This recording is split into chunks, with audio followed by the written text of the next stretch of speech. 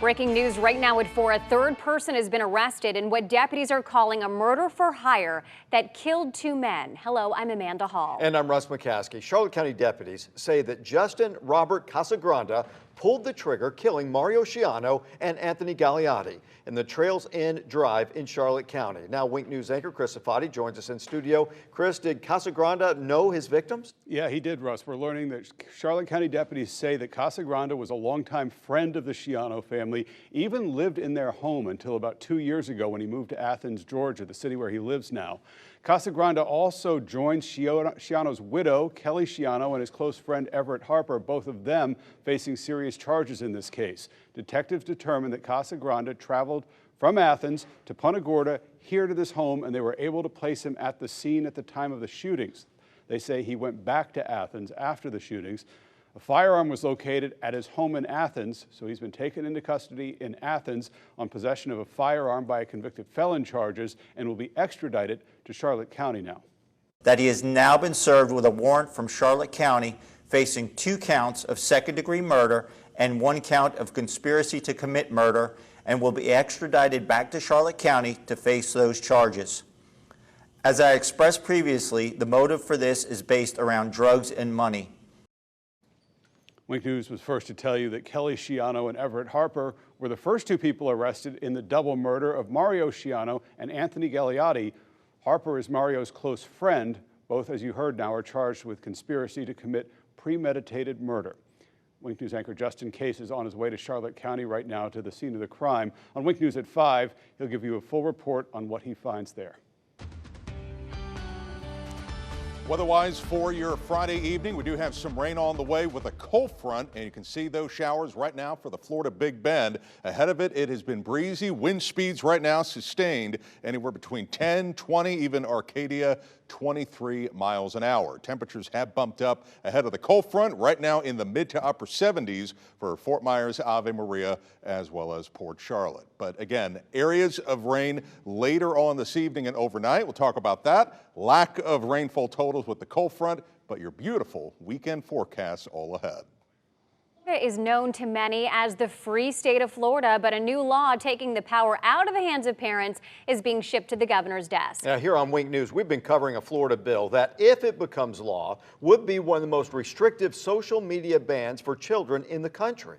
Here are just a few of the things it would do. It would ban anyone under the age of 16 from signing up for social media, delete the accounts that are reasonably known to belong to people under 16, require social media companies to use independent organizations to confirm the age of users. From pride to books, flags in school, critical race theory, and much more. The culture wars that have been fought in Florida have mainly revolved around giving parents the choice to do what their kids, what they want to do until now. Wink News reporter Liz Byro joins us now in studio. So Liz, if a parent wanted their 12-year-old to have an Instagram account, would they be able to make one for them?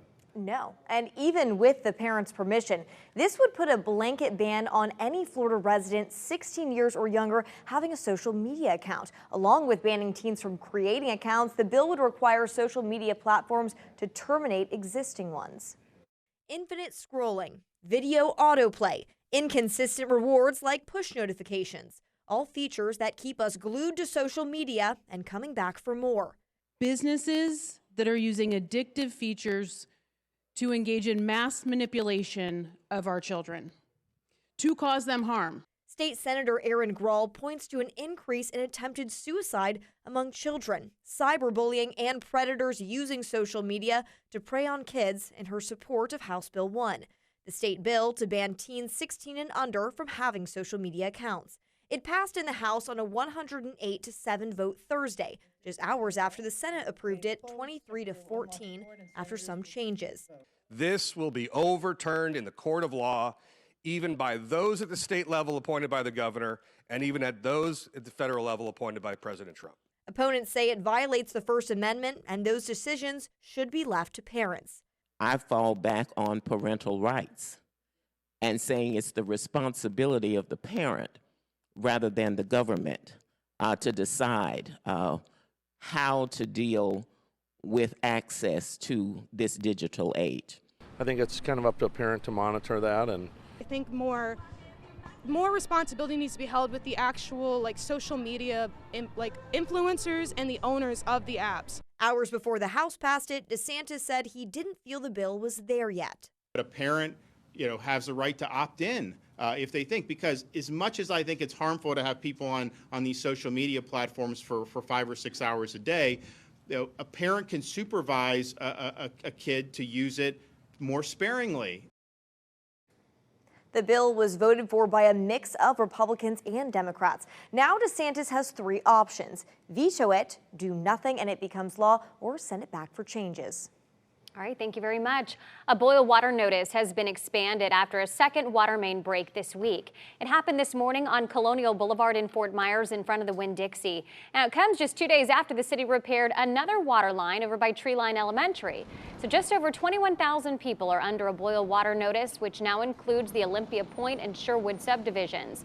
The earliest a boil water notice is lifted is after 2 consecutive days of good bacteria test results. For a full list of impacted areas, head to winknews.com. The school that burst into flames in the middle of the night is expected to reopen on Monday. The roof on the East Naples Middle School burst into flames early yesterday morning. Investigators say it was related to ongoing construction work on that building, and it is considered accidental. The damage was minimal and no one was hurt. We're waiting to get a look inside the school to see that damage. According to AT&T, a software update is what caused that huge outage so many of you dealt with yesterday. The company released the following statement for clarification. Based on our initial review, we believe that the outage was caused by the application and execution of an incorrect process used as we were expanding our network, not a cyber attack. Well, if it wasn't expensive enough to live in this city, the cost to start your own business in Cape Coral could be worse, and the person that may cover the bill could soon be you. In Cape Coral, rent for businesses is up 4.3% from last year, according to a quarterly report for Economic and Business Development. And for the last 3 years combined, rent is up 15.6%. Wink News reporter Haley Zarconi is live in the Cape. Haley, are business owners going to have to raise prices to keep up with rent?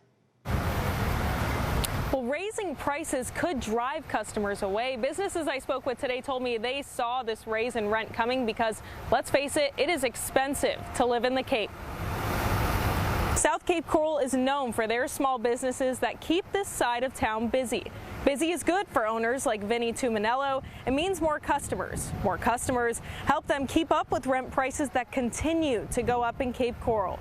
The city of Cape Coral says over the last 3 years, retail rent prices have gone up over 15%. At the start of the year, Tuminello's family business saw rent increases, but he says dishing out more dough is a price he's willing to pay. Rent did increase 2024, but it is 2024, so what do you expect, Everything has increased, freight, so when we get food delivered, that costs more money. Insurances cost more money, taxes cost more money, everything costs more money. At next week's Cape Coral Committee of the Whole meeting, they're going to discuss this raise in retail rent prices. Coming up at 5, you'll hear from a business who survives solely off of volunteer work, handmade art, and donations, even in this economy. Live in Cape Coral, Haley Zarconi, Wink News. All right, one of the best times Southwest Florida has to offer is happening now. The first pitch of spring training was thrown just hours ago at JetBlue Park. But before that, fans filed into the stands just to get a glimpse of the big leaguers. And today we're asking fans a very important question. What is their favorite part about spring training? And now Wink News reporter Sylvie Sparks joins us live from JetBlue Park. So Sylvie, how did you track down that answer? Well, you guys, I got a little creative with my accessorizing today. I fashioned this dry erase board into a necklace, and it says, "Tell us why you love spring training." And let me tell you guys, it worked. We couldn't even get out of the parking lot before people were lining up to tell us what they love so much about this time of year in Southwest Florida. Charlie Bax was the first patron to greet us. I mean, I literally opened the door and he said, "I'll be your first soundbite." Charlie hails from Providence, Rhode Island, and has been a Red Sox fan all his life. And get this, Charlie and his wife are such dedicated fans, they bought their vacation home in Fort Myers because of JetBlue Park. We come here because the Red Sox are in Fort Myers. If the Red Sox were in Naples or Miami or whatever, we'd probably be over there. It was always a goal of mine to come to spring training and settle in. Charlie told me slowly but surely a few days in Fort Myers for spring training turned into 1 month and eventually into 4 because they love the Southwest Florida weather. And the parking lot was filling up fast when I spoke with Charlie before first pitch. He told me every game day he and his wife get here about an hour early to beat the crowd and enjoy the sights and sounds of JetBlue Park. Of course, not much going on right now because the exhibition game ended just a few minutes ago. That's it for me live in Fort Myers. I'm Sylvia Sparks, Wink Sports. But before I go, I want to know, Russ and Amanda, what is your favorite part of spring training? The food. I love the food. Oh, I at the know. I love games. ballpark food. So yummy. If you get up to Cool Today Park, the kitchen sink nachos, just saying, Okay. you might give that I'll a try. have to try those. but- yeah, they're good at Tropicana Field, so Yeah. I'll have to try them there. and when it's nice weather, it just feels great to Exactly. be outside. It's so chill. It's a little bit more laid back, and it's fun to bring the kids to. Let them run Absolutely. around. Let 'em run around.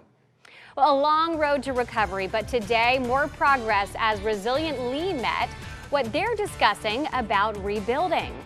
Plus, a railroad helping in recovery. The Seminole Gulf Railway was obliterated by Hurricane Ian. Now it's back on track. What the railway means to the recovery here in Southwest Florida. I want to remind you, our March to a Million Meals campaign still ongoing. You go to winkfeedsfamilies.com. That's where you'll see this website right here. And this is how you can make a difference and help out people right here in our community who need help. Go to the website. You can click on the big red button there that says Make a Difference, and that's where you can make your donation. I want to say thanks to some of the people who've donated recently. Just 14 minutes ago, a $200 donation from T&J. They say you're making a difference. So are you guys, T&J. Ron and Janet Imberg, God bless Harry Chapin, $200 donation. That was 50 minutes ago. $40 from Anonymous. Thank you for giving. God has brought us all together to help each other. Thank you, Wink team, for your wonderful work. Again, the website to go to, winkfeedsfamilies.com. We've hit the goal of 1 million meals. Now we want to see how far we can go, and you can make a difference. Again, go to the website, winkfeedsfamilies.com. We'll be right back.